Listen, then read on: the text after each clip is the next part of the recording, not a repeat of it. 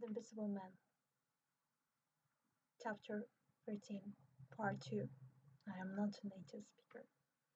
Don't be, don't be in too such of a hurry about that door, said the cabman anxiously. Unlock it, said the man with the black beard. And if he comes, he showed them the revolver in his hand. That won't do, said the policeman. That's murder.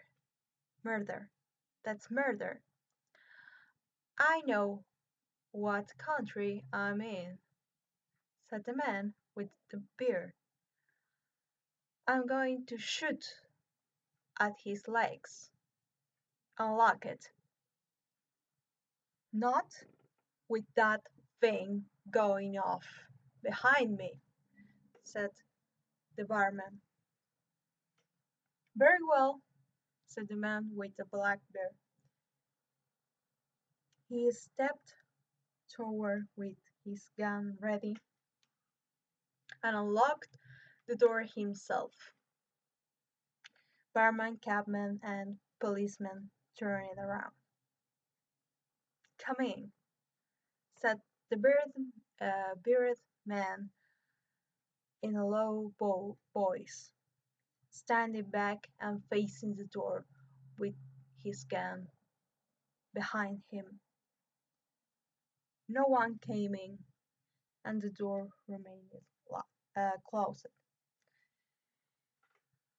Are all the doors of the house shut? Asked Marble.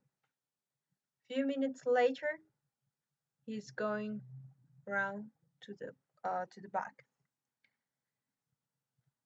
There's there's the yard door, said the barman, and the private door, the yard door. He rushed out of the bar. In a minute he appeared again with a long sharp knife in his hand. The yard door was open. He said, "He may be in the house now," said the cabman. The man with the beard put the gun back in his pocket. As he did so, the door opened. Something rushed past past them, and the parlour door burst open. Uh, they heard Marble cry out and ran to his rescue. The bearded man's revolver went off, and the mirror at the back of the parlour came crashing down on the floor. As the barman came into the room, he saw Marble struggling against the door that led to the yard and kitchen. The door flew open, and Marble was dragged into the kitchen. The policeman, who had been trying to pass the barman, rushed in, followed by the cabman, caught uh, caught hold of the invisible hand that held Marble, was hit in the face and fell down. Then the cabman took hold of something. I got him, said the cabman. Here he is, said the barman. Mr. Marlowe suddenly dropped to the ground and made an attempt to hide behind the legs of the fighting man. The struggle went backwards and forwards. Near the door, the voice of the invisible man was heard for the first time as a policeman stepped uh, on his foot. Then he cried out, and his arms flew out. The caveman was suddenly knocked to the ground by a kick in the stomach. in the stomach. The door into the bar parlor from the kitchen shut with a bang as Mr. Marble escaped through it. The men in the kitchen found themselves struggling with empty air.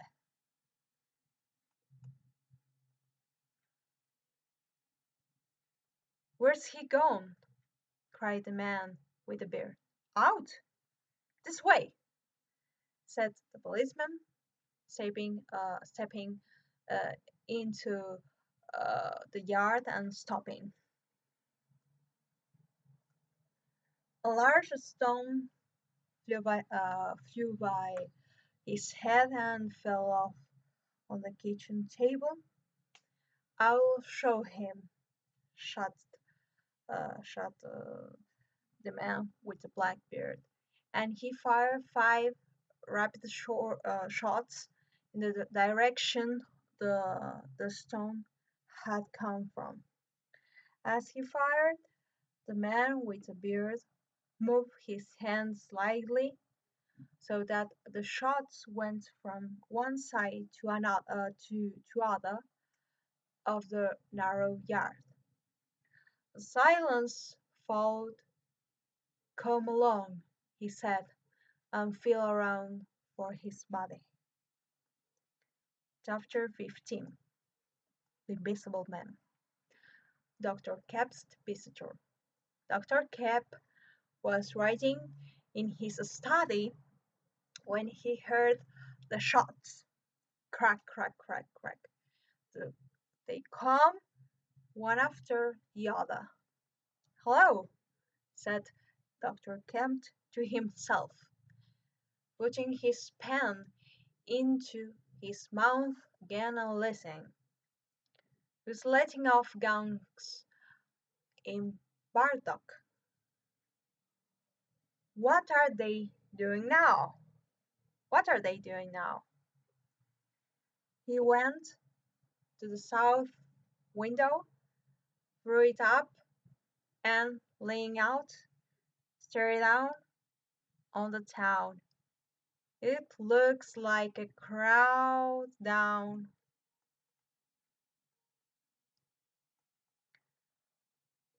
by the Happy Crickets."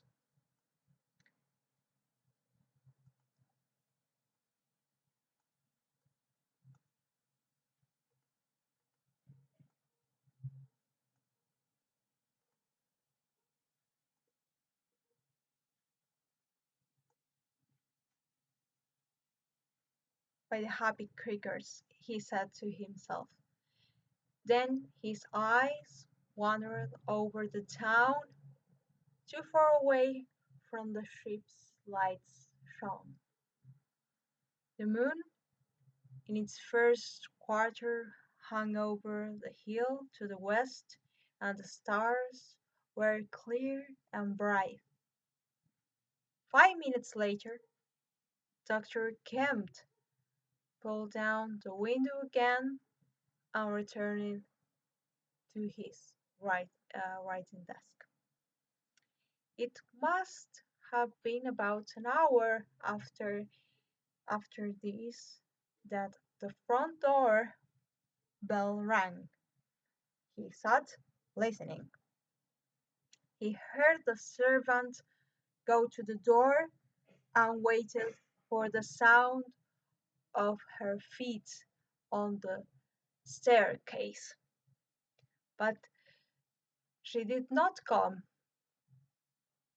What was that about?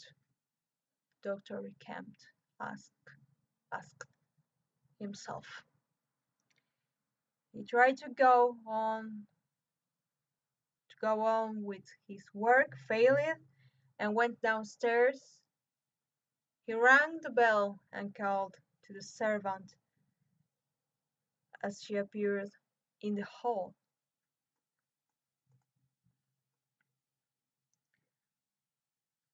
"Was that a letter?" he asked. "Only the bell ringing, sir, and no one there," she answered.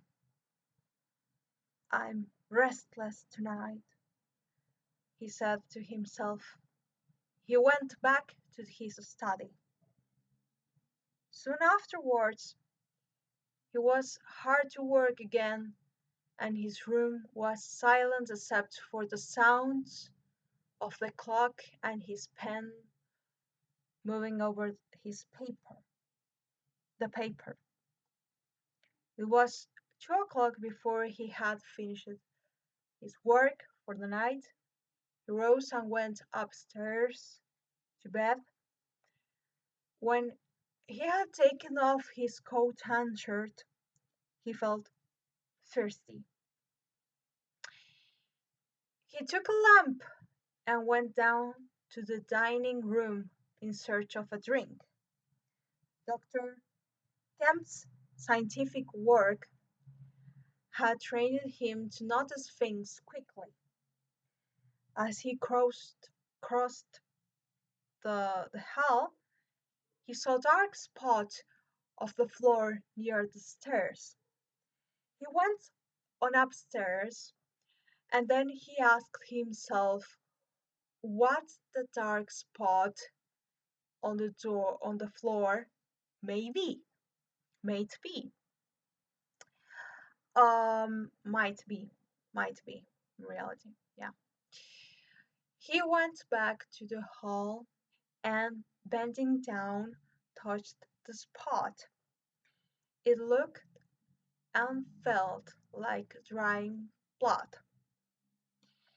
He returned upstairs looking around him and thinking about the blood spot. Then suddenly he saw something which made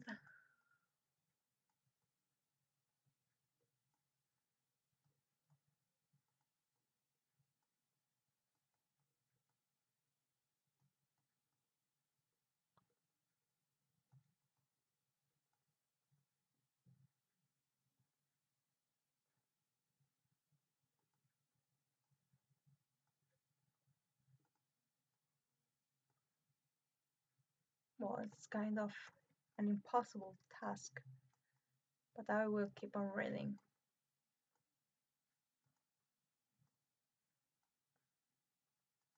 Maybe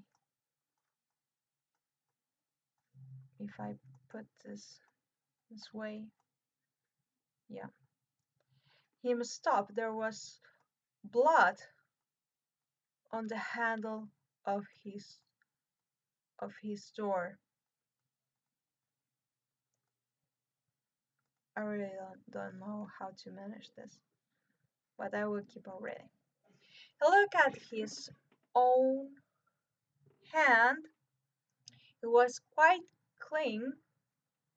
Then he remembered that the door of his room had been open when he came down from his study, and that he had not touched the handle at all.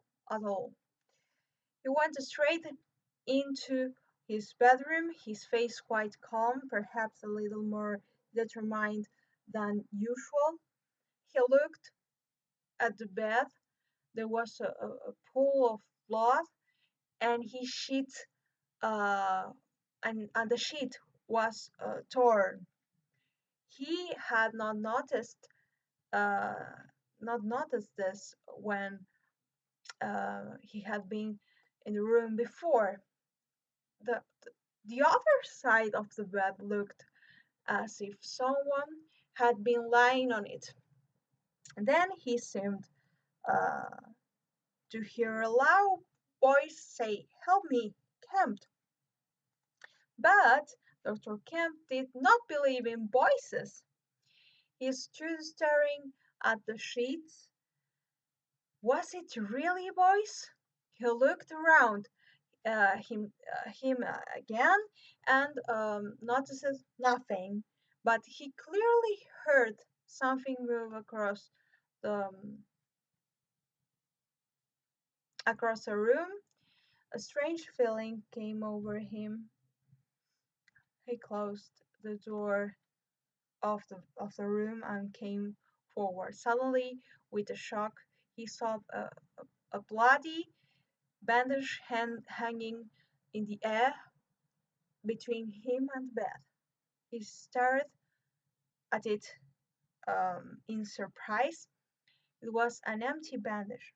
Bandage properly tied, but quite empty. He was moved um, forward to take hold of it, but a touch stopped him and a voice spoke quite close to him. Kemp, said the voice. Huh? Said Kemp, with his mouth open. Said the voice. An invisible man. Kemp made no answer for a moment or two, but simply stared at the bandage. The invisible man? He said at last. I'm an invisible man, repeated the voice. I thought it was a lie, he said. Have you got the bandage on? He asked. Yes, said the invisible man. Oh, said Kemp. Uh, and then I say, but this is nonsense. Uh, it's some trick. He stepped forward suddenly, stretched out his hand towards the bandage and met an invisible fingers.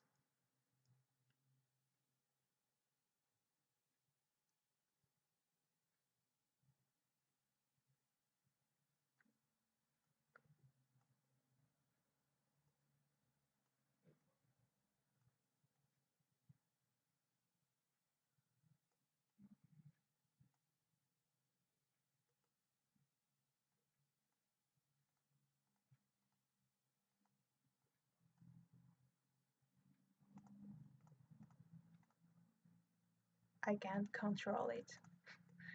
I'm trying. Sorry.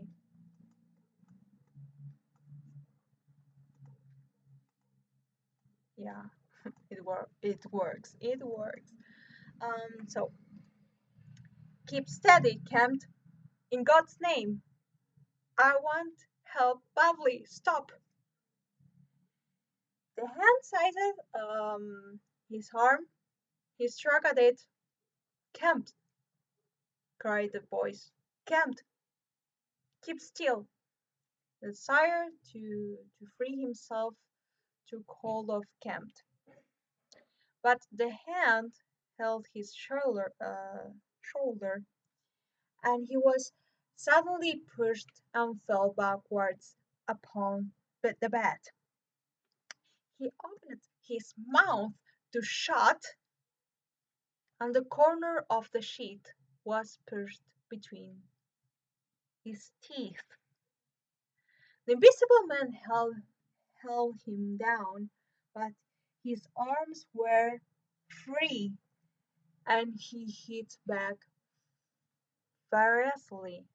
Fires, fierce. Oh, I don't know how to pronounce it. Furiously, I think. Listen to reason, will you?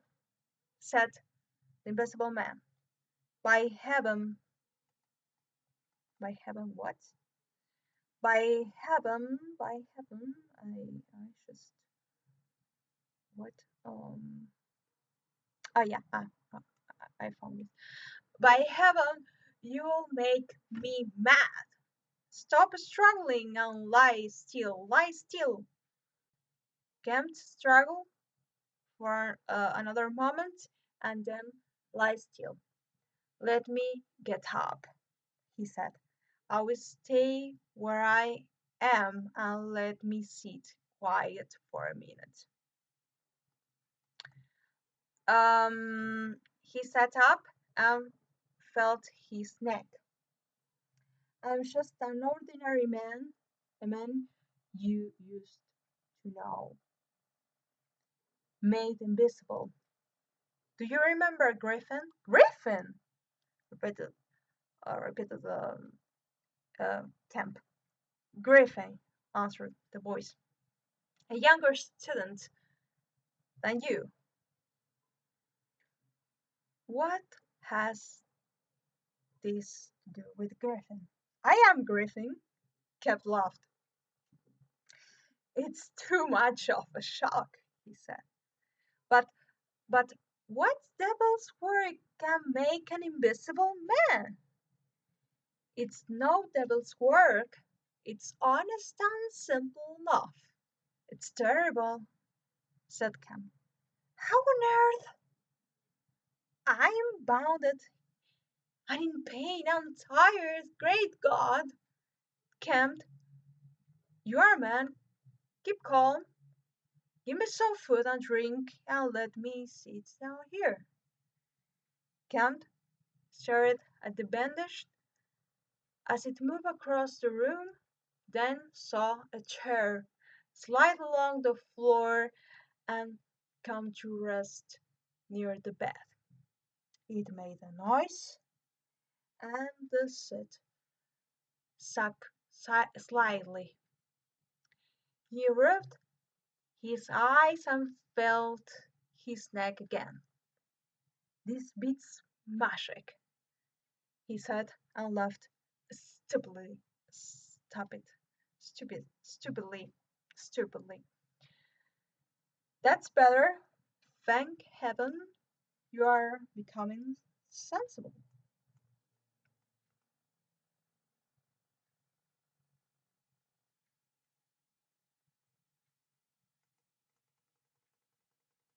Oh, silly, said Kemp, and rubbed his eyes again. Give me something to drink. I'm nearly dead. It didn't feel like that. Where are you? If I get up, shall I run into you? There, all right. A drink over here. Um, where shall I give it to you? I give it you. Kemp felt the glass taken out of his hand. He let it go into the air. It came to rest just in front of the chair seat. He stared at it. This, I don't believe it. I must be mad. Nonsense, said the voice. Listen to me. I'm hungry. And the night is cold to a man with no clothes on. Food, offered Kemp. The glass emptied itself. Yes, said the invisible man, putting it down. Can you give me something to wear? Kemp found some clothes. This? He asked. Uh, they were taken from him. They hung in the air, buttoned themselves, and sat down in the chair. The madness thing I have ever seen in my life, said Kemp. Some food? Kemp went to the kitchen for some bread and some meat, returned it and put them on the table in front of his guests. Never mind about the knife, said the invisible man, and a piece of meat hung in the air and disappeared with the sound of eating. I always like to have clothes on when I eat, said the voice. Is your arm all right? Not very painful. It's all mad as can be. Quite reasonable, said the invisible man. But how is it done? How is how is it done? Began Kemp. What were the shots? He asked. How did the shooting begin? There was a man. I tried to make him help me,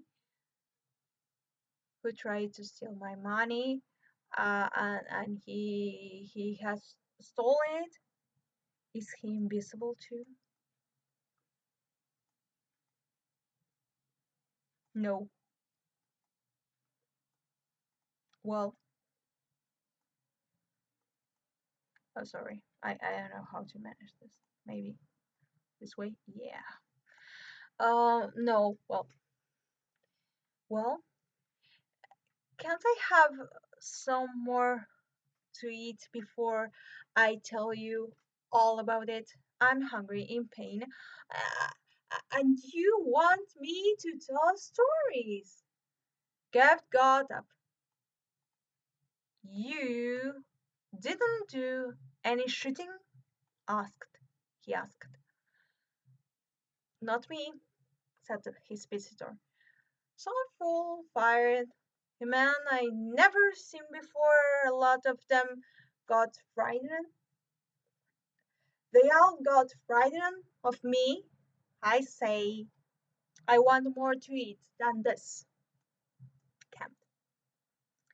I'll see whether there's anything more to eat downstairs, said Kemp. Not much, I'm afraid. Kemp found some more food, and when his guest had eaten, he told him to try to get some sleep. Though the invisible man was bounded and tired, he refused to accept Kemp's word that no one would try to seize him. He examined um, the two windows of the bedroom, pulled up the blinds, and opened the window to see whether it was possible to get out that way, as Kemp had told him. Outside, the night was very quiet and still, and the new moon was sitting over the hill. Then he examined the key of the bedroom door. At last, he was satisfied. He stood by the fireside and Kemp heard his uh, breathing relax. I'm sorry, said the invisible man, if I cannot tell you all that I have done tonight, but I'm so tired. It's foolish, no doubt. It's horrible. But believe me, Kemp, in spite of your arguments, it's quite a possible thing. I've made a discovery. I intended to keep it secret. I can't. I must have someone to help me. And you, we can do such great things together. But tomorrow, now can't I feel as though I must sleep or die? They said good night to each other, and Kemp stayed in his room thinking. He picked up a newspaper and found that it was full of reports of the invisible man. As he as he read, he began to feel afraid of what his guest may do if he was allowed to stay free. He wrote a note and addressed it to Colonel Port Bardak. And